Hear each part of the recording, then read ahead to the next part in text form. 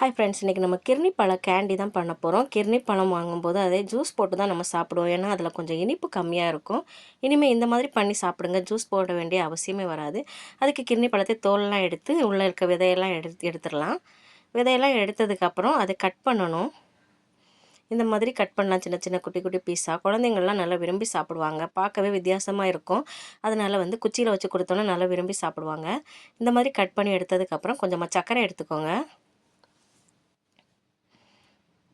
இப்போ கட் பண்ணி வச்சுருக்க பீஸை இந்த மாதிரி ஒரு குச்சியில் குத்திடலாம். குத்தும்போது பார்த்து குத்தணும், கையில் பற்றாமல். உள்ளாடியே குச்சி இருக்க மாதிரி பார்த்துக்கணும், வெளியில் வராமல்.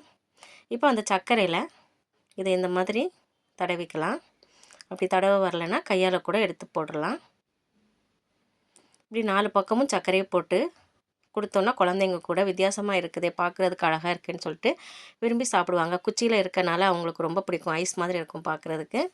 ஐஸ்னால யாருக்கு தான் பிடிக்காது? சின்ன குழந்தையிலேருந்து பெரியவங்க வரைக்கும் எல்லாருமே விரும்பி சாப்பிட்றது தான் இந்த ஐஸு. இதையும் நம்ம ஐஸ் மாதிரி ஷேப்பில் பண்ணி இந்த மாதிரி சர்க்கரையை மேலே தூவிட்டோன்னா வித்தியாசமாகவும் டேஸ்ட்டாகவும் இருக்கும். ட்ரை பண்ணி பாருங்கள்.